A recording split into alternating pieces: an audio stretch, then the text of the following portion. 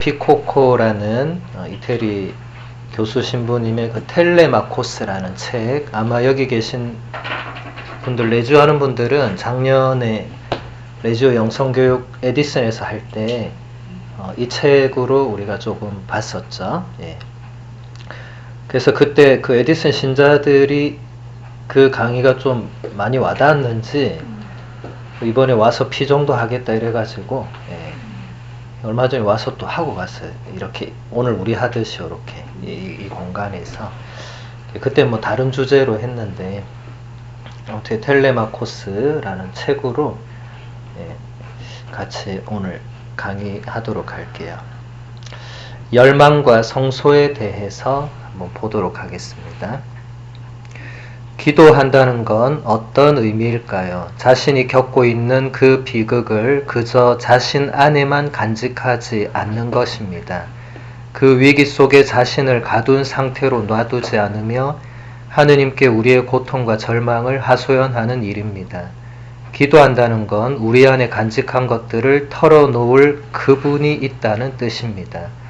기도는 우리 내면 상태에 관한 해석이 아니라 각자의 내적 상태를 그분 앞에 온전히 풀어놓는 일입니다. 그 행위 자체가 우리를 곧바로 자유롭게 하는 효과를 발휘합니다. 예, 기도에 대한 또 조배에 대한 아주 훌륭한 설명입니다. 우리가 많은 경우에 여기서 이제 비극이라고 번역을 했는데 이것은 단순한 비극이 아니라 일상에서 우리가 겪는 무수한 그 고통들, 아픔들, 또 상처들, 원한, 분노 뭐 이런 모든 것을 한 단어로 표현을 한 거예요. 그것을 자기 안에만 가지고 있는 사람이 있고 그것을 꺼내는 사람이 있는데 대부분 그것을 꺼내고 싶어 하는데 받아줄 대상이 없는 거예요. 받아줄 대상이.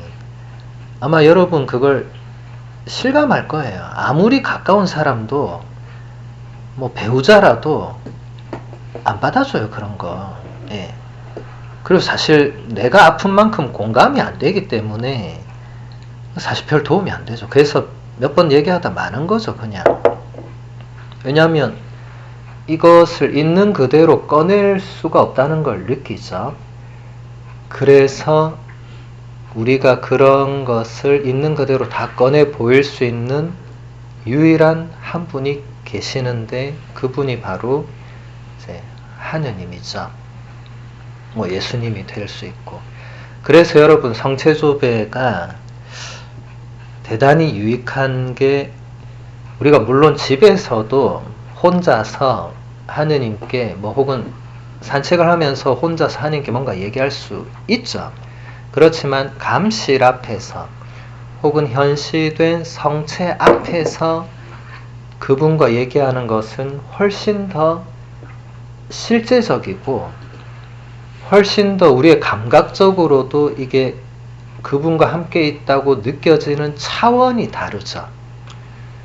그래서 감실에는 항상 불이 켜져 있는 거예요. 불이 켜져 있다는 그 자체는 뭔가가 있다는 걸 암시하죠. 그 사인이죠, 사인. 그래서 감실의 불은 절대로 꺼지지 않습니다. 아무리 성당에 돈 없어도 감실 불은 끄지 않아요. 다른 불은 다 끄는데 감실 불은 끌 수가 없어요. 그것은 탈출기 3장에 나오는 그 불타는 떨기나무의 사인입니다. 불이 계속 타고 있는 거죠. 하느님이 거기 계신다는 거죠. 모세는 그것을 바로 알아봤죠. 그래서 하느님께서 모세에게 뭐라고 했죠? 네가 서 있는 곳은 거룩한 곳이기 때문에 너는 발에서 신을 벗어야 한다. 이 말을 있는 그대로 받아들이면 안 돼요. 그래서 여러분 성당 가서 신발 벗고 이러면 안 되고 그 의미가 뭔지를 생각해야 돼요. 거룩한 곳에서는 거기에 맞는 몸가짐, 마음가짐, 행동을 해야 된다는 거예요. 그래서 우리가 성체 앞에 무릎을 꿇는 거예요. 그 마더 데레사 성녀의 수녀원이 그 성시간 때 그 성체 앞에 계속 무릎을 꿇고 있는 게 그게 신을 벗는 행위인 거예요. 꼭 또 무릎을 꿇어야 된다 이게 아니고 마음이 예수님께 이제 온전히 향하고 이 외적인 것, 다른 분심, 잡념 이런 모든 것에서부터 내가 빠져나와서 오직 예수님께 있는 그대로의 나를 드러내 보이고, 지금 여기서 이 루이즈 신부님이 얘기하는 대로 하느님께 우리의 고통과 절망을 하소연하고 우리 안에만 간직하고 있는 것들을 털어놓고 우리의 내적 상태를 예수님 앞에 온전히 풀어놓는. 근데 루이즈 신부님 여기서 이런 얘기하죠. 그 행위 자체가 우리를 곧바로 자유롭게 한다고. 그러기 전에 우리는 자유롭지 못하다는 거예요. 그런 자신의 비극 안에 갇혀 있는 거죠, 사실. 그리고 안타깝게도 지금도 수많은 사람들은 그런 상태로 삽니다. 그래서 자신의 상처에서 벗어나지를 못해요. 계속 거기에 매여 있어요. 계속 몇십 년이 지나도 매여 있는 사람들이 수두룩합니다. 제가 만나서 얘기를 들어보면. 충분히 이해돼요, 인간적으로는. 만약 나도 그런 일을 겪었으면 그걸 계속 가지고 있을 가능성이 높죠. 근데 너무 안타까운 일이죠. 하느님께서 우리를 그렇게 살라고 부르시지 않는 거예요. 그래, 너희 계속 그렇게 비극 안에 매여 있으라. 하느님 그러지 않아요. 근데 우리가 스스로 그렇게 하는 거죠. 그리고 많은 경우에 많은 분들은 어디다 털어놓을 데가 없으니까 그냥 자기 혼자 갖고 사는 거죠. 그게 매여 있는 거죠. 묶여 있는 거죠. 그것을 자유롭게 할 수 있는 게 바로 기도 혹은 성체조배가 되는 겁니다. 기도를 제대로 배우려면 처음부터 기도를 할 수 있다고 전제하지 말고 일단 기도를 시도해 봐야 합니다. 기도는 어디에서 시작해야 할지 모르겠다고 주님께 말씀드림으로써 기도가 시작됩니다. 또한 우리는 우리 내면에 담고 있는 모든 것을 인정하고 오직 하느님만이 그것을 다 받아주시는 분임을 믿어야 합니다. 여기서도 굉장히 중요한 포인트가 있는데 대부분 많은 분들이 기도를 하지 않는 이유 중에 하나가 신부님 저는 기도를 어떻게 해야 될지 모릅니다. 이렇게 얘기해요. 모르니까 안 하는 거죠. 충분히 인간적으로는 맞는 말이에요. 근데 그러면 죽을 때까지 안 하다 죽을 거냐? 그럴 수 없잖아요. 신자가 아닌 사람은 그렇게 살다가 죽어도 그건 본인의 자유니까. 근데 신자는 나는 하느님과 평생 살겠다고 세례받은 사람이 근데 나 죽을 때까지 기도를 할 줄 몰라서 안 하고 죽는다. 이게 좀 말이 안 되잖아요. 그러니까 루이지 신부님께도 아마 그런 분들이 주위에 있었겠죠. 그러니까 이렇게 책을 썼겠죠. 그래서 일단 기도를 시도해라. 그냥 나는 할 줄 모르니까 안 해 이러고 있지 말고 일단 무슨 기도든지 일단은 해보라는 거죠. 그리고 기도할 때 어디서부터 시작해야 될지 모르겠다고 주님께 말씀드려라. 그러면 기도가 시작된다. 그러니까 가서 감실 앞이든 아니면 여러분 집에 예수님 상 앞에 촛불을 켜놓고 무릎 꿇고 앉아 있을 때 어떻게 해야 되지? 모르면 성호경을 긋고 나서 그냥 내가 아는 주님의 기도 성모송 바치고 나서 이제 뭐 해야 되나 이럴 때 예수님 제가 사실은 기도할 줄 모르거든요. 이렇게 하라는 거예요. 모르지만 당신 앞에 제가 무릎 꿇고 앉아 있으니까 저한테 기도를 좀 이끌어 달라든지 뭐라도 말할 거 아니에요. 모릅니다 하고 나서 가만히 있지 않아요, 사람이. 나 좀 도와달라든지 예수님 제가 요즘 누구 때문에 너무 힘든데 그 사람 좀 어떻게 해달라든지 뭐 하여튼 뭐가 나오게 돼 있어요.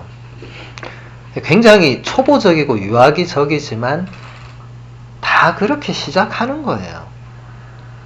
그래서 여기서 중요한 게 처음부터 기도를 할 수 있다고 전제하지 말고 그냥 시도해라. 그냥 무슨 기도든지.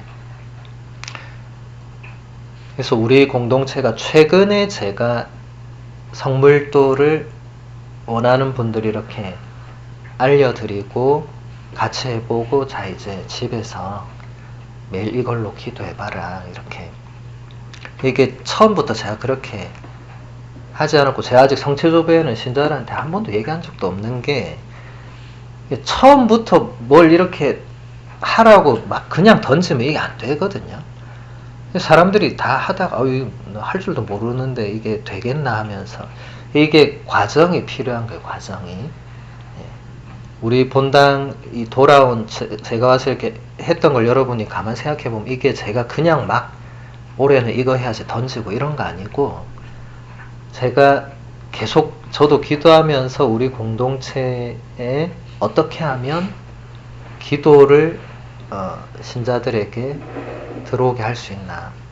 물론 예전에 다 했겠죠, 뭔가를. 왜냐하면 우리 본당이 40년 됐는데 뭐 아무것도 안 하고 40년 동안 오진 않았겠죠. 다 했겠죠. 근데 다 했다고 다 아는 거 아니에요. 또 배우고 또 배우고 또 해보고 이게 끊임없이 반복되는 건데, 그래서 우리가 첫 해에 말씀을 읽고 묵상하는, 성경을 한 해 동안 읽고 또 거기에 대해서 배우고 이제 그걸 가장 먼저 말씀을 접하는 것으로 시작을 한 거죠. 그게 기도에서도 그대로 유효한 거예요. 어떻게 기도할 줄 모르는 사람은 성경을 가지고 성경을 펼쳐서 성경을 읽고 거기에 나오는 내용이나 하느님 말씀을 가지고 이제 기도를 하는 거죠. 예를 들어 창세기를 1장부터 쭉 읽다가 창세기 3장을 읽은 거예요. 창세기 3장 9절에 그 유명한 하느님의 물음이 있죠. 아담아 너 어디 있느냐. 성경에 나오는 모든 이야기는 나의 이야기거든요. 그래서 아담의 자기 이름을 넣으면 돼요.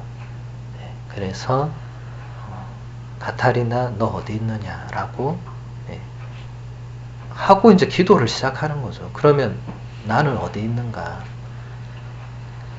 그러면 이제 생각을 하겠죠. 내가 지금 무엇을 하고 있고 내가 무엇을 추구하고 있고 하느님께서 나한테 왜 이 물음을 던지셨고 또 생각을 하겠죠. 그렇죠? 이런 모든 것들이 여러분 내면에서 이제 일어나면서 그때부터는 누가 가르쳐 주는 대로 하는 게 아니고 그때부터는 나와 하느님 둘이서 하는 거죠. 기도는 그래서 어려운 게 가르쳐 주는 게 한계가 있는 거예요. 그 이상 어떻게 제3자가 이렇게 하라고 개입을 못 하는 거예요. 제가 지금 한 해 한 해 뭔가를 우리 신자분들에게 전달해 드리고 나서 개별적으로 확인을 안 하는 이유는 제가 개입할 수 있는 게 아니거든요. 그리고 제가 확인하면 이제 이게 신자들에게 부담이 돼요. 신부님이 그거 체크하더라. 이렇게 되는 거예요. 성물도 그거 하고 있냐 물어보더라. 체크하더라. 이래 되면 이제 안 하던 사람은 이거 괜히 이거 신청해가지고 이럴 수도 있고 또 아예 신청도 안 한 사람은 난 신청도 안 했는데 어떡하지? 이럴 수도 있고. 그러니까 이 본질적인 건 사라지고 자꾸 비본질적인 게 자리를 잡을 수밖에 없는 거죠. 그래서 기도는 제가 이 본당을 떠나도 여러분들과 하느님과의 관계는 그대로 유지되는 거고 다음 신부님이 오셔도 똑같이 할 거예요. 여러분들이 어떻게 하면 기도를 더 잘 들을 수 있고 어떻게 하면 더 하느님과 함께 살 수 있나. 다 신부님들은 이런 걸 고민해서 어떻게 하면 그걸 좀 잘 전달해 드릴 수 있나 하고 각자의 방식대로 뭔가를 할 거예요. 각자의 방식대로. 그래서 여러분들은 절대로 신부님들을 비교하면 안 돼요. 왜냐면 신부님들마다 자기 고유한 스타일들이 있어요. 자기가 잘하는 게 있고 자기가 못하는 게 있고 안 하는 게 있고, 그 비교하는 순간부터 이 안 좋은 게 들어올 수밖에 없어요. 전에 신부님 이런 거 했는데 이번 신부님 이거 안 하네, 이렇게. 당연히 안 하죠. 본인이 할 줄 있는 게 있고 본인이 할 줄 모르는 게 있고. 그러니까 저는 제가 주로 하는 게 이제 강의를 통해서 혹은 피정을 통해서 뭔가 신자들에게 전달하는, 이게 제가 주로 하는 거니까 또 저는 이런 쪽을 하는 거고, 또 다른 신부님은 또 본인의 카리스마와 영성에 맞게 그렇게 하는 거죠. 그렇게 40년을 우리가 보낸 거예요. 그래서 어떤 신부님이 오시면 또 내가 추구하는 카리스마와 안 맞을 수 있어요. 그건 당연한 거예요. 왜냐면 다 맞을 수가 없어요. 그럼 또 그때는 또 안 맞는 대로 갈 수밖에 없는 거고, 또 다른 신부님이 왔을 때 또 내하고 잘 맞으면 또 그때는 또 맞는 대로 또 가는 거고. 근데 중요한 건 나와 하나님과의 관계는 거기에 아무런 상관이 없는 거예요, 사실은. 네. 도움을 주면 도움을 받는 거고, 도움이 안 되면 원래 내가 하던 대로 하면 되는 거죠. 그게 그 사제 혹은 그 수도자가 나와 하나님과의 관계를 흔들고 이런 게 전혀 아니에요. 근데 많은 신자들이 거기에 흔들리거든요. 그것은 나와 하나님과의 관계의 그 뿌리가 깊지 않다는 거죠. 그러니까 사실 중요하지 않은 요소가 그걸 흔드는 거죠.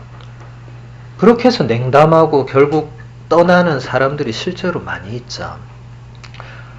물론 사제나 수도자들도 거기에 어느 정도는 책임이 있죠. 왜냐하면 영적 지도자가 자신의 그 직무를 충실히 혹은 제대로 수행하지 못했을 수 있죠. 근데 그것도 나와 하나님과의 관계에서 본질적인 부분은 아닙니다. 그분은 나와 하나님과의 관계에서는 제3자예요. 영원히.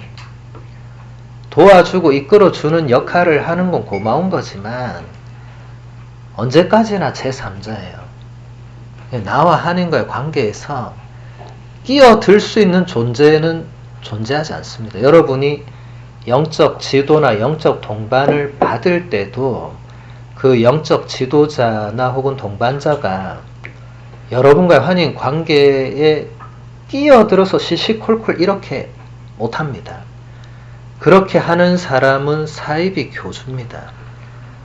올바른 영적 지도자들은 그렇게 하지 않아요. 그냥 이끌어줍니다. 뭔가 이렇게 어려움이나 뭐 이런 걸 받았을 때, 그러면 한번 이렇게 해보세요. 뭐 제안은 하겠지만, 그 하나님과 나와의 관계 안에 들어가서 너 하나님한테 뭐라고 말했어? 뭐 이렇게 안 해요.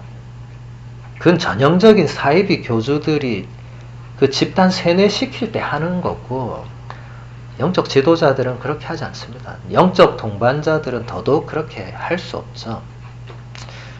그래서 여러분들이 좋은 영적 지도자를 잘 만나는 것도 중요한데, 지금 우리 가톨릭교회 시스템은 사제든 수도자든 일정 기간이 지나면 거길 떠나게 하고 있기 때문에 한계가 있어요. 한계가. 물론 떠나고 나서도 계속 그 사제나 수도자와 연결돼서 뭔가를 할 수는 있겠지만 그 또한 한계가 많겠죠. 같이 안 있는데. 그 어떻게 계속, 물론 같이 안 있어도 예전에 이 성인 성녀들이나 신자들은 보면 편지 같은 걸로, 요즘같이 인터넷이 없을 시대니까 더더욱 그랬겠죠. 마더 데레사도 나중에 편지가 다 공개됐잖아요. 영적 지도 신부님한테 보냈던. 그런 걸로도 가능은 하죠. 그래서 여러분이 만일에 나는 그 신부님 혹은 그 수녀님이 내가 추구하는 것과 이게 잘 맞는다고 판단이 들면 그분한테 청해서 계속 지도를 받을 수 있어요. 사제나 수도자들은 그런 걸 거절하지 않습니다. 누군가가 지속적으로 이렇게 같이 안 있어도 지도를 받고 싶다고 할 때 본인도 물론 생각해보고 기도해 보겠죠. 하느님 뜻에 맞는지, 그리고 본인이 그를 이제 영적으로 지도하고 동반해 줄 만한 여력이 되는지 여러 가지를 생각해 보겠죠. 가능하면 계속 가는 거고, 대부분의 본당 신부님들은 본당 신부라는 자체가 그 본당 영적 지도자예요. 자동으로. 그래서 보내는 거예요. 싫든 좋든 일단 받아들여야 돼. 근데 안 맞으면 이제 안 맞는 대로 그냥 가는 거죠. 그러면 이제 그 기간 동안은 뭐 최소한의 내가 할 수 있는 걸 하면 되는 거죠. 근데 어쨌든 여러분들이 좋은 영적 지도자를 이제 선택해서 끝까지 가거나 그렇지 않을 때 좋은 영적 지도자는 책입니다. 책. 좋은 영성 서적들이 좋은 영적 지도자가 됩니다.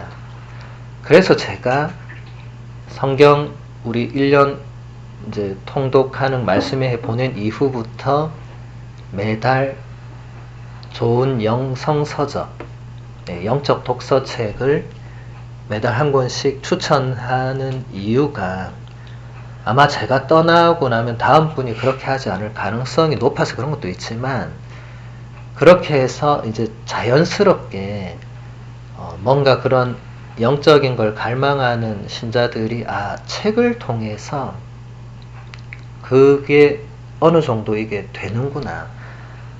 사실 책보다 훌륭한 스승이 없어요. 왜냐하면 책은 여러분 곁을 떠나지 않습니다. 여러분이 책을 갖다 버리지 않는 이상은 책은 여러분 곁을 떠나지 않아요. 그리고 여러분이 마음먹고 펼치면 언제든지 그 안에 여러분에게 유익한 가르침이나 내용이 있죠. 문제는 여러분이 책을 안 읽는다는 데 있지, 책을 읽으면서 신부님 책은 나에게 좋은 영적 지도자가 안 됩니다, 이렇게 말하는 사람을 저는 한 번도 본 적이 없어요. 읽으면서 그렇게 말하는 사람은. 대부분은 안 읽으니까 신부님 저는 먹고 사는 것도 바쁘고 제가 할 게 많아서 그냥 못 읽고 있습니다, 솔직하게. 그건 어떻게 하겠어요. 근데 어쨌든 아주 훌륭한 성인 성녀들, 또 아주 훌륭한 사제 수도자들도 알고 보면 본인의 또 훌륭한 영적 지도자들이 계시고, 또 대부분은 좋은 책들을 읽으면서 배우면서 이렇게 또 확장되는 거예요. 그러니까 저도 교박을 전공했는데 교박을 전공해서 제가 그냥 이렇게 되는 게 아니고 교부들이 저한테 뭔가를 가르쳐 주는 거예요. 그래서 제가 이런 게 있구나 하고 또 그걸 제가 다시 신자들한테 전달해 주는 거죠. 저는 가르치는 사람이라기보다는 전달하는 사람이죠. 근데 전달이 받는 입장에서는 그게 가르침이 되는 거죠. 왜냐면 제가 그냥 전달하지 않고 이제 제가 느낀 것, 또 제가 설명할 수 있는 것, 이런 것을 거기에 이제 얻는 거잖아요. 사실 모든 교수, 교사들은 본인 스스로 뭔가를 만들어내는 능력이 있는 거 아닙니다. 대부분 다 책을 보고 공부를 하고 연구를 하고 이 내용을 이렇게 해야 되겠다. 근데 거기에 이제 자기께 들어가는 거죠. 그러면서 이제 점점 훌륭한 선생님으로 성장하는 거죠. 그리고 여러분들은 잘 모르시겠지만 우리 격언에 가르치면서 배운다는 말이 있거든요. 강의를 하는 사람, 가르치는 사람은 그걸 하기 위해서 본인이 엄청 준비를 하고 또 본인이 말을 하면서 또 본인도 배우는 게 있어요. 느끼는 게 있고. 그래서 반면 교사 이런 말도 있잖아요. 그러니까 이게 서로가 꼭 한쪽만이 배우는 건 아닙니다. 같이 배우는 거야, 같이. 제가 로마에서 만났던 많은 훌륭한 교수님들이 제가 가장 그분들을 존경스럽게 봤던 거는 제가 보기에 그분들은 이제 더 이상 공부 안 해도 될 만큼 수준이 최고에 있었는데도 그분들은 항상 저희보다 공부를 많이 했어요. 저는 그게 가장 존경스러웠어요. 나머지 인간적으로 부족한 부분들은 저희보다 떨어지는 분도 많았어요. 근데 그거는 인간적인 거니까. 근데 어쨌든 그분들은 도서관에 가면 그분들은 항상 도서관에 계세요. 그래서 전 처음에 교수니까 당연하다 이렇게 생각했는데 제가 한국에선 그런 교수 별로 못 봤거든요. 그러니까 이게 당연한 게 아니구나. 교수쯤 되면은 그 정도 안 해도 됩니다. 적당히 해도 학생은 교수를 못 따라가기 때문에 사실은 본인이 그냥 알아서 하면 되는데, 제가 로마에서 7년 동안 교수님들을 봤을 때 적어도 저분들이 저보다 공부 많이 한다는 건 확실했거든요. 제가 죽도록 공부를 해도 저분들이 저보다 더 하고 있으니까 저는 저분들을 도저히 따라갈 수가 없는 거예요. 어느 순간 제가 내가 저분들을 따라갈 수 없으니까 저렇게 해서는 안 되겠다. 저는 저대로 그냥 할 만큼만 해야지. 제가 그땐 거의 잠 안 자고 매일 공부를 할 때였어요. 일단 언어도 안 되는 데다가 따라가지를 못하니까 막 죽도록 공부했는데, 이러다가 죽겠다는 생각이 드는데도 교수님들을 보니까 저보다 더 공부하는 거예요. 왜냐면 저분들이 도서관에 있을 때 공부하고 집에 가면 공부 안 하겠어요. 집에 가면 또 아까 못 본 거 들고 갈 거 아니에요, 또. 그러니까 저도 이렇게 열심히 하는데도 안 되는 거예요. 근데 안 되니까 어느 순간부터 저분들을 존경하는 마음이 생기는 거예요. 와, 저분들 중에는 신분이 아닌 분도 많았어요. 그냥 여러분처럼 평범한 그냥 평신도 교수님도 많았어요, 로마에. 아니, 신부 수녀면 뭐 그냥 그러려니 할 건데, 저 평범한 신자들은 저거 한다고 누가 뭐 밥을 더 주거나 돈을 더 주거나 이러지 않거든요. 이게 본인의 사명감이잖아요. 그리고 본인이 가르치는 사람이니까 본인이 더 배워야 된다는, 그걸 보여주려고 앉아있는 사람은 아무도 없었습니다. 그건 딱 보면 티가 나거든요. 보여주려고 앉아있는 사람 표가 나요. 근데 그분들은 도서관 딱 제가 들어가면 그냥 그분들 보는 자체가 내가 거기서 딴짓을 할 수가 없어. 공부해야 돼. 스승님이 앉아서 공부하고 있으니까 제자들은 당연히 그 옆에 어디 저 구석에서 공부해야 돼. 그러면 어떤 교수님은 있잖아요. 제가 잠깐 놀러간 사이에 포스트잇이 딱 붙어 있어요. 그래서 와서 이게 뭐죠? 보니까 누군가 써놓고 갔어. 왜냐하면 그분이 지나가다 제가 펼쳐놓은 뭔가를 봤겠죠? 그 써놓은 걸 보니까 네가 이 부분에 대해서 더 깊이 알고 싶으면 요 책을 보라고 써놓은 거예요. 제가 너무 놀란 거예요. 이걸 누가 썼지? 같은 학생이 절대로 쓸 수 없어. 그거는 어떤 교수님이 쓴 거겠죠. 전 지금도 누군지 몰라요. 왜냐면 이름을 안 써놨기 때문에. 근데 굉장히 감동적이더라고요. 굉장히. 그러니까 그분은 제가 거기 앉아있는 걸 보셨겠죠. 말도 못 알아듣는 동양 신부가 하루 종일 공부하는 모습을 보니까 얼마나 참 애처롭고 딱하고 뭔가 좀 도움을 주고 싶고 그런 마음이 드셨겠죠. 그러니까 제가 나간 틈을 타서 오셔서 뭐 보나 이렇게 보시고는 이 책 더 봐라고 써놓으신 거예요. 제가 그 책들을 당연히 봤죠. 물론 보고 나서도 시험 때는 엉망으로 말했죠. 그렇지만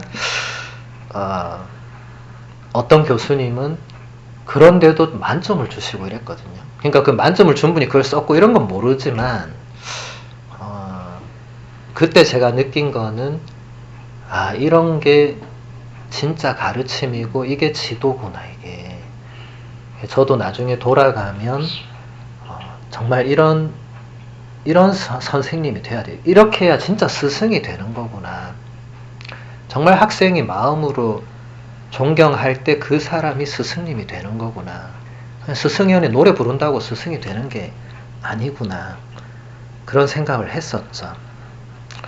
그리고 돌아가면 그렇게 하려는데 제가 돌아오니까 신학교가 없어져서 뭐 그렇게 할 기회가 없었지만 제가 여기 와서 여기 오는 바람에 제가 여기서 매일 공부를 하니까 이제 그런 효과가 이제 나는 거죠.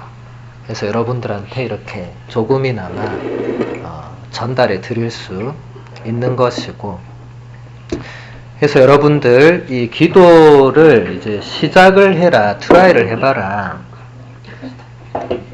그래서 여기서 보면 이 문장이 또 중요한데, 우리는 우리 내면에 담고 있는 모든 것을 인정해야 된다. 그리고 오직 하느님만이 그것을 다 받아주시는 분이라고 믿어야 된다. 이게 기도의 굉장히 중요한 요소입니다. 우리 내면에 좋은 것만 있지 않잖아요, 여러분. 예수님 말씀대로 인간의 마음속에서 나가는 게 전부 악한 거라고. 근데 그게 우리 마음 안에 있는 거예요. 싫지만 인정해야 돼요. 내가 이거밖에 안 되는구나 라고 받아들이는 건 너무 어려운 일인데 받아들여야 돼요. 왜냐면 그게 나니까. 여러분, 그게 납니다. 좋은 모습만 보고 싶죠. 근데 우리 안에는 나쁜 게 있습니다. 그건 사도 바울도 인정한 거고 모든 교부들, 성인, 성녀들이 다 한결같이 고백한 거예요. 그래서 여러분 전혀 부끄러워하거나 거부하거나 그럴 필요가 없습니다. 그리고 다른 사람 흉보거나 욕할 필요도 없습니다. 왜냐하면 내 속에 있는 것만 봐도 엉망인데 남의 엉망인 거 그 욕한다고 내 속에 있는 게 깨끗해지거나 아니잖아요. 우리말에도 뭐 묻은 개가 뭐 묻은 개를 나무란다고 하잖아요. 거기서 개라는 표현을 왜 썼겠어요? 그렇게 할 때 짐승처럼 수준이 떨어지는 거예요. 인간 대 인간이 안 된다는 거예요. 서로가 그러고 있으면 개싸움밖에 안 된다는 이 우리 격언이 아주 지혜로운 거예요. 그래서 우리가 기도를 할 때는 우리 내면의 그런 나쁜 것들을 다 인정하고 하느님은 그 모든 것을 다 받아주신다고 믿어야 되는 거죠. 제가 아까도 얘기했지만 사람은 그것을 다 받아들이기가 어렵죠. 물론 영적 지도자들은 여러분들이 그런 걸 얘기할 때 그것을 들어줄 수 있고 거기에 대해서 뭔가 조언을 해줄 수는 있지만은 하느님처럼 그것을 100% 이상 다 아시고 받아주는 그건 아니에요. 영적 지도자는 그냥 듣고 도움을 주는 사람이에요. 그 이상 아닙니다. 그 이상은 하느님의 영역이에요. 여러분, 내 마음 나도 몰라. 그리고 내 마음을 누구한테 다 열어 보일 수 없는, 모두가 똑같습니다. 그거는 배우자가 있어도 마찬가지입니다. 배우자가 오히려 더 그런 걸 안 알아주죠. 그래서 더 밉고 싫죠. 그죠? 그게 배우자라서 다 알아줄 수 있고 이게 아니거든요. 그것은 하느님께만 속해 있는 영역이에요. 내 마음은 하느님이 만드신 공간이기 때문에 여러분 생각해 보세요. 여러분 태어날 때 마음이 어디 있었어요? 그 조그만 그 안에 마음이 어디 있어요? 모르죠. 근데 하느님께서 우리를 만드실 때 우리 마음을 같이 만드신 거죠. 여러분 다 부모님이니까 여러분이 자녀의 마음을 만들었습니까? 아니죠. 솔직히 얘기해서 모르죠. 그거는 모르죠. 내 뱃속에서, 그래서 내 뱃속에서 나왔지만 내가 저의 마음을 모르는 거예요. 왜냐면 내 생각하고 다른 거예요. 저의 생각이. 거기에 너무 실망하고 상처받고 섭섭하게 생각하지 마세요. 다른 거예요. 똑같으면 참 좋겠지만 똑같으면 그 자녀는 평생 그 부모를 벗어날 수가 없는 거예요. 그건 행복한 삶이 아닙니다. 그래서 우리는 하느님께 나의 모든 것을 맡겨드려야 된다. 그래서 여러분, 그래서 사실은 고해성사 때도 이 요소를 아는 사람이 그걸 그대로 적용할 수 있어요. 이걸 모르는 사람은 고해성사 때 죄를 고백하는 게 어려운 겁니다. 그래서 피하고 싶은 거죠. 아니면 어떤 사람은 아예 저는 고백할 죄가 없다고 하거나 양극으로 가는 거죠. 뭐든지 극단은 좋지 않습니다. 그것은 신앙의 여정뿐만 아니라 일상 삶에서도 마찬가지예요. 극단적인 건 좋지 않아요. 그래서 여러분 극단적인 사람을 다 피할 겁니다. 아유, 저 사람 너무 극단적이네. 그럼 다 멀리할 수밖에 없어요. 여러분들이 하느님께 모든 것을 다 믿고 말씀드릴 수 있다. 이것은 고해성사에도 그대로 적용됩니다. 왜냐하면 고해성사 때 사제가 그 자리에 앉아서 듣고 있지만 사제는 전달자일 뿐이에요. 사제는 철저히 도구입니다. 하느님께서 이 고해자에게 해주고 싶은 혹은 하시려는 말씀을 사제가 전달하는 거예요. 그리고 하느님의 용서와 평화를 사제가 선포하는 거예요. 그래서 마지막에 사제는 성부와 성자와 성령의 이름으로 당신의 죄를 용서한다고 해요. 내가 하는 게 아닙니다. 그건 말도 안 되는 거죠. 근데 아직도 많은 신자들이 그 부분을 착각하고 있거나 잘못 알고 있거나 그 비신자는 말할 것도 없고 비신자가 가톨릭교회 욕하는 것 중에 하나가 고해성사거든요. 왜 너네는 인간한테 가서 죄를 고백하고 용서받니? 너무 무지한 거죠. 근데 그 말을 듣는 신자도 영향을 받는 거죠. 그래. 왜 내가 신부님한테 가서 꼭 죄를 고백해야 돼. 개신교 친구들은 보니까 전혀 그런 거 없던데. 개신교는 성사 자체가 없으니까 당연히 그런 게 없죠. 그냥 예수 이름 믿으면 끝나는 거죠. 근데 그렇게 단순한 문제면은 뭐하러 이렇게 세상살이가 이렇게 복잡하고 뭐 그럴 필요가 있어요. 그런 차원은 아니죠. 그래서 여러분들이 이 고해성사도 뭐 이제 대부분 다 판공을 보셨겠지만 뭐 앞으로도 근데 고해성사를 우리가 죽을 때까지 해야 되니까 그때 이걸 생각하시면 도움이 됩니다. 하느님께는 모든 것을 말씀드릴 수 있다. 대부분 두려워한 게 뭐예요? 저 신부님이 나의 이 부분을 아시면 어떡하지? 이거거든요. 그건 너무 인간적인 요소예요. 너무나 인간적인. 고해사제는 고해소를 나오는 순간 여러분이 성전문 나오는 순간 다 잊어버린 것과 똑같습니다. 고해소 나오는 순간 다 잊어버리게 돼 있어요. 그걸 어떻게 기억을 해요? 한두 명도 아니고 계속 들어와서 뭔가 얘기하는데 그걸 어떻게 아까 안젤라 씨가 얘기했구나. 그거 누가 기억해요? 그거는 말도 안 되는 소리입니다. 말도 안 되는. 근데 여러분은 그 자리에 앉아있지 않으니까 그런 생각을 할 수 있죠. 신부님 들어가면 내 목소리를 알 건데 이렇게 되는 순간부터 이제는 들어가는 자체가 망설여지는 거죠. 그냥 손님 신부님 올 때 해야 되겠다 이러고 이제 최대한 미루다가 손님 신부님 오면 줄이 어디까지 서가지고 이렇게 하는 거죠. 그건 어느 성당 가도 똑같습니다. 제가 이번에 다른 성당 갔을 때 줄이 어디까지 서서 끝이 안 나. 끝이. 예. 근데 제가 들어보니까 뭐 다 별거 없어요. 그냥 그 본당 신부님한테 해도 되는 건데 뭘 이거를 굳이 나한테까지 하려고 뭐 그런 얘기는 안 했지만, 예. 그러니까 어쨌든 중요한 거는 그 사제하고는 아무 상관없어요. 여러분 앞으로도 그 사제가 누구냐에 따라 그러면 안 돼요. 예. 그거는 위험해질 수 있어요. 근데 그런 신자들이 많아요. 안타깝게도. 고해 사제 고르는 사람은 미사도 고르게 돼 있어요. 왜냐하면 어느 사제가 드리는 미사가 더 좋은가를 생각하거든요. 물론 제가 아까 얘기했듯이 본인한테 맞는 영성을 지닌 사제가 있을 수 있어요. 그리고 또 어떤 사제가 미사 드리면 분심 들 수도 있어요.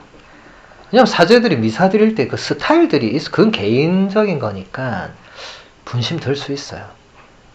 또 예를 들어 어떤 사제가 너무 음치여서 막 노래하는데 음을 다 틀린다 이러면 이제 성가 잘하는 분, 성가대 이런 분들은 나 저 신부 미사 때마다 미치겠다 이런 분이 있을 수 있어요.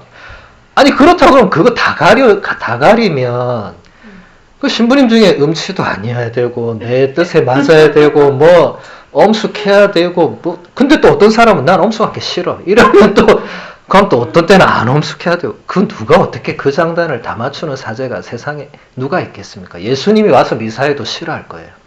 누군가는 머리가 길다고 싫어하고 수염이나 또 싫어하고 이건 안 되는 거예요. 그래서 제가 얘기하는 게 성사의 주인은 사제가 아닙니다. 그렇게 생각하는 신자가 있다면 빨리 다시 알려줘야 돼요. 성사의 주인은 예수 그리스도십니다. 그렇게 생각한 사제가 있다면 대단히 위험한 거예요. 대단히. 실제로 그렇게 보이는 사제들이 있기는 있었어요. 제가 볼 때 그 사제들은 신학교에서 성사론을 안 배웠거나 잘못 배웠거나 배우고 잊어버렸거나 뭐 셋 중에 하나겠죠. 분명히 가르치거든요. 신학교에서 성사론 배울 때 제일 첫 시간에 이걸 가르쳐 줍니다. 성사의 주인은 언제나 예수 그리스도이시다. 왜냐하면 아우구스티노 성인이 성사를 설명할 때 유명한 말을 했거든요. 베드로가 세례를 주든 유다가 세례를 주든 그 세례는 유효하다. 왜냐하면 세례의 주인이 예수 그리스도시기 때문에. 근데 여러분 생각해 보세요. 유다한테 가서 세례 받을 사람 하면 누가 손 들겠어요? 안 들 거 아니에요?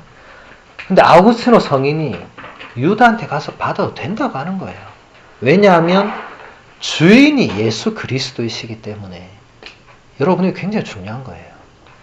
유다같이 보이는 사제가 미사와 고해성사를 집전하면 가서 받으면 된다는 거예요. 주인이 예수 그리스도시기 때문에. 그래서 여러분 앞으로 어떤 신부님이 오든 또 어느 성당 가서 어떤 신부님이 미사와 고해성사를 하든 피하거나 뭐 거부하거나 그럴 필요 없고 그래서도 안 되고, 예. 그 사제가 그 성사의 주인이 아니에요. 그 사제는 도구일 뿐이에요. 그 사제가 도구 역할을 충실히 하지 못할 수는 있더라도 그러면 여러분이 해야 될 일은 그 사제를 위해서 기도해 줘야 됩니다. 그 사제가 도구 역할을 잘 못한다면 아유 저 신부님이 도구 역할을 잘 못하시는구나. 나라도 기도해 드려야 되겠다. 그게 교회 전체의 유익이 되지. 나와서 또 만나시냐? 저 신부님 저 미사 중에 이러더라. 저 고했더니 안 되겠더라. 그럼 이게 교회의 유익이 되겠어요? 손해가 되겠어요? 당연히 손해가 됩니다. 당연히. 우리가 다 이렇게 뭔가 하는 거는 교회 전체의 유익이 되려고 하는 거거든요. 왜냐하면 교회는 예수님의 교회이기 때문에 우리는 예수님의 교회에 뭔가 내가 조금이나마 도움이 되고 뭔가 내가 봉헌이 되고 뭔가 내가 예수님께 드릴 게 하도 없으니까 그렇게 해서라도 예수님께 뭔가를 드리려고 하는 건데 마이너스가 되는 행동들을 하면 안 되겠죠. 인간적으로는 그럴 수 있지만 그래서 여러분 인간적인 요소를 자꾸 신앙에서 빼는 게 중요해요. 이건 제가 여러 강의에서 자주 얘기하는 거예요. 인간적인 요소를 그대로 두고 신앙생활을 하는 것은 도움이 안 됩니다. 신앙생활에서는 인간적인 요소를 자꾸 빼려고 해야 돼요. 그래야 그 빈자리에 예수님이 혹은 신앙의 신비가 혹은 이렇게 강의 때 배웠던 좋은 것이 거기 들어오는 거예요. 그렇게 돼야 성장하고 영적으로 발전하는 거지 세상 개념으로 성장하고 발전하는 건 아닙니다. 여러분 보편장 기도 때 보면 뭐 교회가 성장하고 발전하고 이런 기도 많이 하잖아요. 그거 세상적으로 알아들으면 안 돼요. 세상적으로 알아들으면 그건 뭐예요? 결국 숫자가 많아지고 재정이 뭐 충만해지고 그거잖아요. 근데 우리 이튼 공동체에는 더 이상 숫자가 많아지고 재정이 충만해지지 않습니다. 그럼 우리는 지금 영적으로 전혀 성장 발전이 없는 것인가? 아니죠. 그러니까 여러분 세상의 논리로 바라보면 안 되는 거예요. 세상 논리로 치면 여기는 신부가 없어야 돼요. 이 지금 세상 논리로 따지면 그래요. 근데 여기 제가 있는 이유는 뭐겠어요? 세상 논리와 다르니까 여기 있는 거예요. 지금 숫자로 보면 우리 4명밖에 안 되잖아요. 4명 갖고 뭐 하겠어요? 세상 논리로 보면. 한 400명 모아놓고 뭘 해야 되는 거 아니에요? 세상적으로 보면. 근데 그거 아니잖아요. 한 사람 한 사람이 교회의 일꾼이 될 수 있고 이미 그렇게 살고 있다면 뭐 400명이 뭐 필요하겠어요.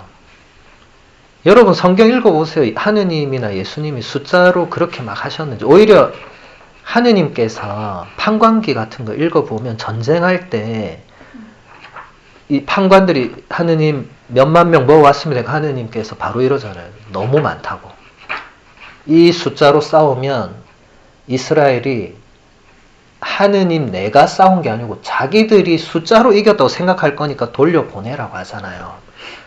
그렇게 해서 다 돌려보내고 300명 남잖아요. 저쪽은 몇만 명 있는데.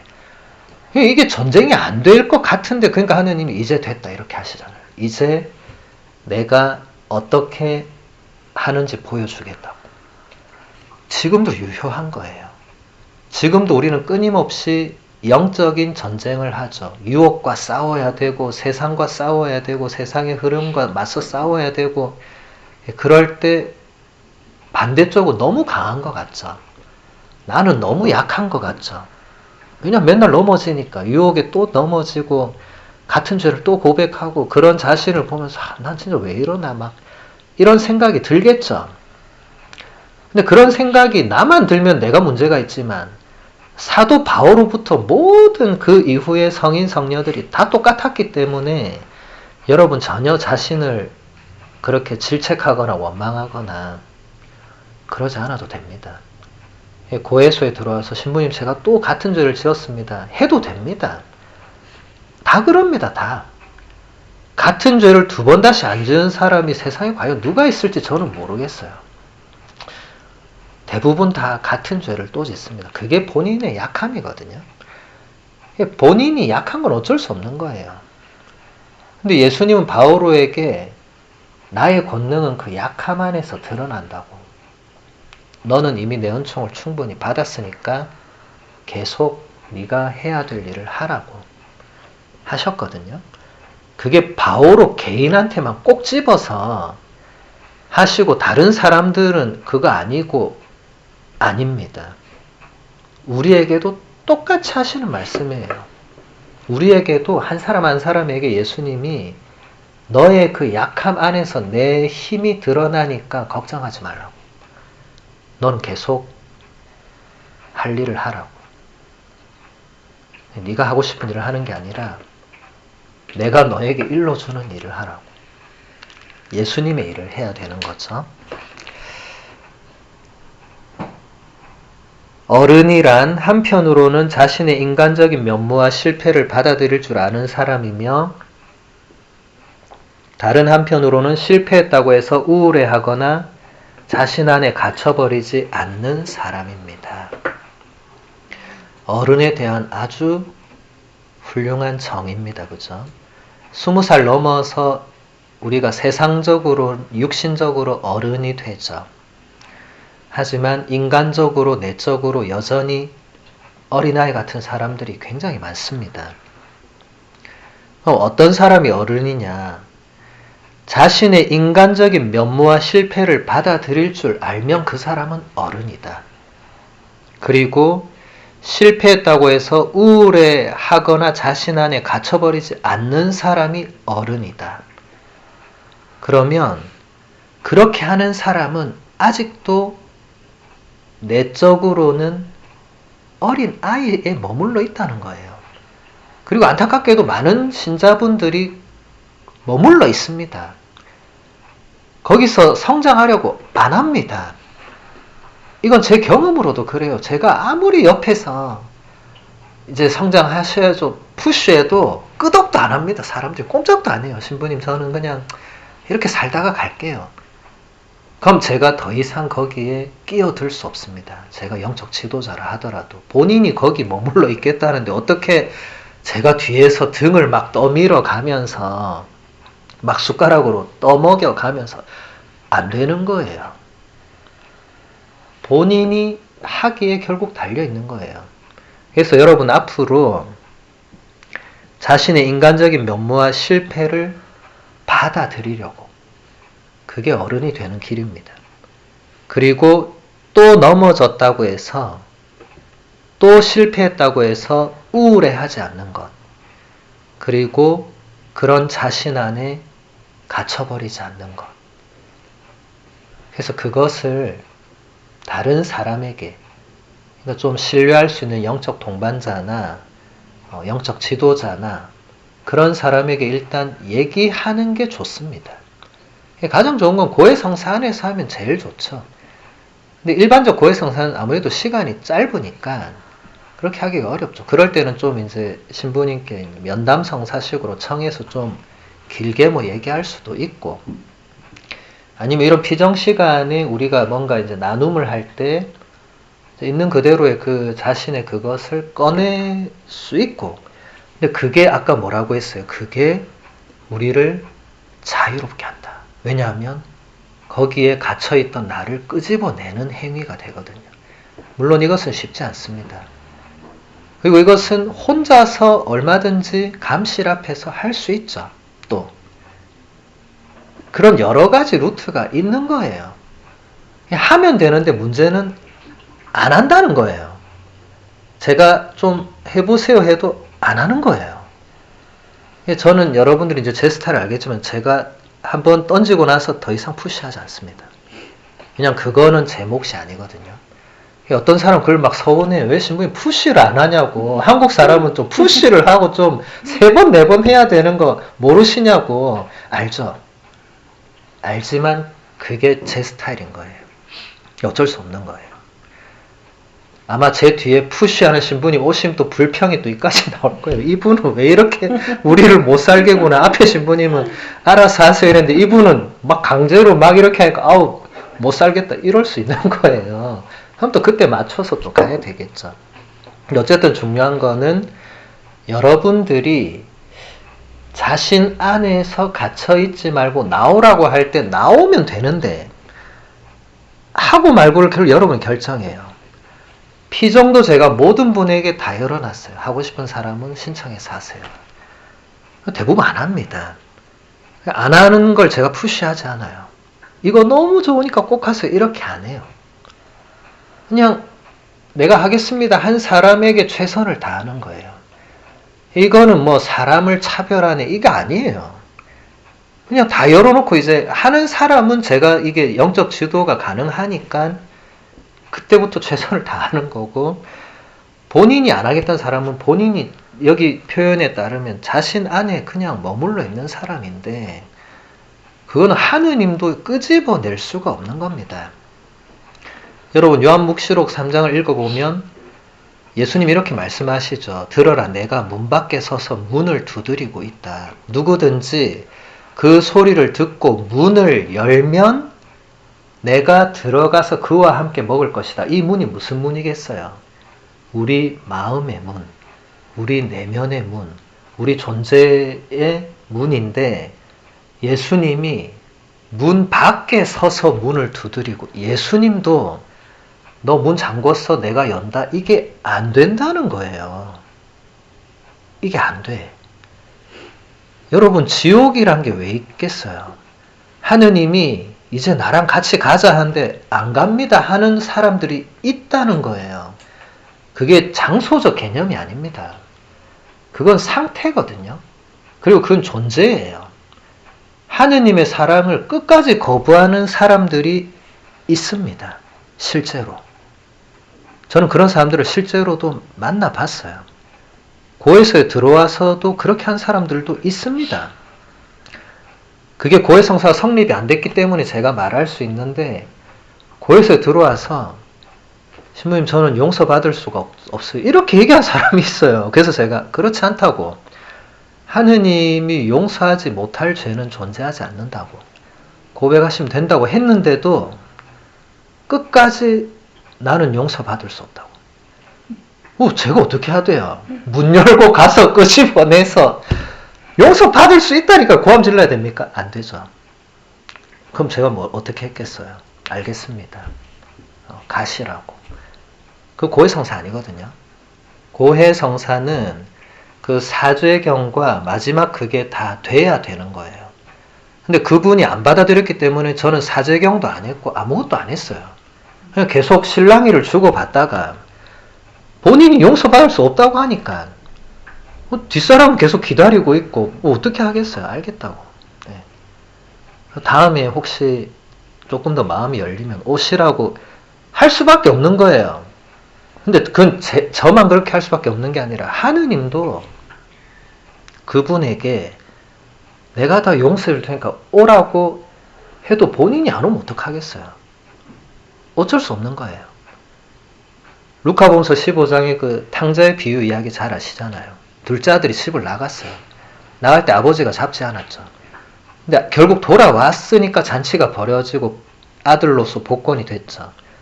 근데 끝까지 안 돌아오면 어떡하는 거예요? 그 아버지가 잡으러 가는 거예요? 아닙니다. 그런 말이 성경에 없어요. 아버지는 기다릴 뿐입니다. 하나님도 마찬가지죠. 기다리실 뿐이죠. 돌아오고 안 돌아오고 누가 결정해요? 내가 하는 거예요. 그 아들이 결정한 거예요. 그 누구도 강요하지 않았어요. 그 누구도 옆에서 야, 너 이제 돼지우리에서 그렇게 비참하게 사니까 너 그냥 집에 가. 이렇게 말해서 아니에요. 아무도 없었어요. 본인이 어느 날 내가 왜 이렇게까지 됐지 하고 본인이 뭔가를 생각의 전환을 한 거죠. 이게 회개죠. 메타노이아죠. 메타는 바꾸는 거고 노이아가 생각이죠. 본인이 생각을 바꾸고 본인이 집에 가야겠다고 결정해서 본인이 집에 간 거죠. 집에 갔더니 아버지가 벌써 마을 밖 어귀에서 맞아들인 거고. 그러니까 여기서 우리가 알 수 있는 거는 아버지는 날마다 아들을 마을 밖 어귀에서 기다렸다는 걸 알 수 있고. 근데 아들이 안 돌아왔으면, 정확하게 말해서 내가 하느님께 안 돌아가면 하느님은 계속 마을 밖 어귀, 그러니까 그 천국 문 어귀에서 기다릴 수밖에 없는 거예요. 그 이상 하느님도 못 하시는 거예요. 전능하신 분이시지만 당신이 창조하신 그 인간의 자유의지를 존중하시는 거예요. 그러니까 우리가 결정하는 거예요. 제가 아무리 뭔가를 같이 합시다, 제가 뭘 도와드릴게요, 해드릴게요 해도 안 하면 끝입니다. 그럼 저도 이제 때가 되면 가겠죠. 그럼 뭐 어쩔 수 없는 거예요. 그 사이에 뭐 나중에 가서 그 신분이 뭐 누구한테만 해주고 그 소용없는 거예요. 제가 그렇게 한 거 아니에요. 본인들이 그렇게 해놓고 나중에 딴 말 하는 거겠죠. 결국 내가 하는 거예요. 다른 사람이 내 마음을 열었다 닫았다 못합니다. 안에서 하는 거예요. 안에서. 예수님이 문 밖에서 두드린다고 했잖아요.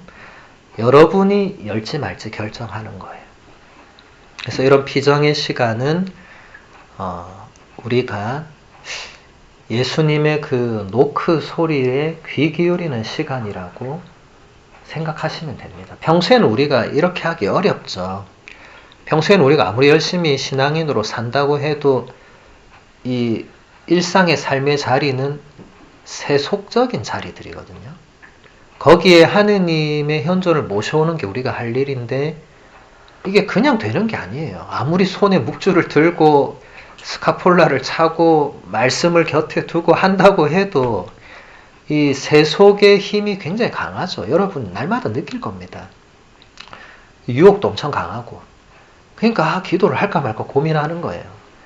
유혹이 없으면 할까 말까 고민을 왜 해요? 그냥 기도를 하면 되지. 근데 기도해야지 하고 마음먹는 순간 오만 것들이 나를 달라붙습니다. 막, 야, 너 지금 기도할 때가 아니야. 막 이렇게 달라붙어요. 저 청소한 거 저 안 보이냐고 막 이렇게. 특히 주부들은 여기 약하거든요. 청소하려고 앉았는데 먼지가 보여. 그럼 다시 일어납니다. 주님, 먼지 쓸고 기도할게요. 먼지를 막 쓸어요. 쓸고 또 돌아보니까 또 뭐, 주님, 제가 저것까지만 해치우고 기도를 하겠습니다. 하고 딱 시계를 보니까 이제 밥을 준비한대. 주님, 제가 밥을 준비하고 밥 먹고 기도하겠습니다. 이렇게 미루기 시작하면 자기 직전까지도 기도 못합니다. 결국 이렇게 하고 주님, 내일 꼭 기도할게요. 이렇게 되겠죠. 내일 되면 또 똑같이 되겠죠. 그래서 우리가 기도를 시도하라는 이 신부님의 의미는 그런 의미예요. 그동안 안 되던 곳에서 시도라도 또 해보라는 거예요.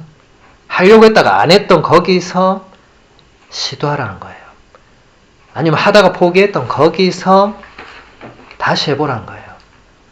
성경 읽다가 한 판관기쯤 가서 나 더 이상 못 읽겠다고 포기했다면 지금이라도 포기한 그 부분 다시 펼쳐서 거기부터 또 읽어 나가는 거예요. 내가 성체조배를 조금 하다 포기했다면 지금부터 다시 일주일에 한 번이라도, 지금 우린 공식적으로 한 달에 한 번 하지만 그거랑 별개로 일주일에 한 번이라도 주님 제가 감실 앞에 가겠습니다 하고 가는 거예요. 여러분, 성체조배는 꼭 이튼타운 성당 안 와도 됩니다. 온천지에 성전이 널려 있잖아요. 온천지에 감실이 있어요.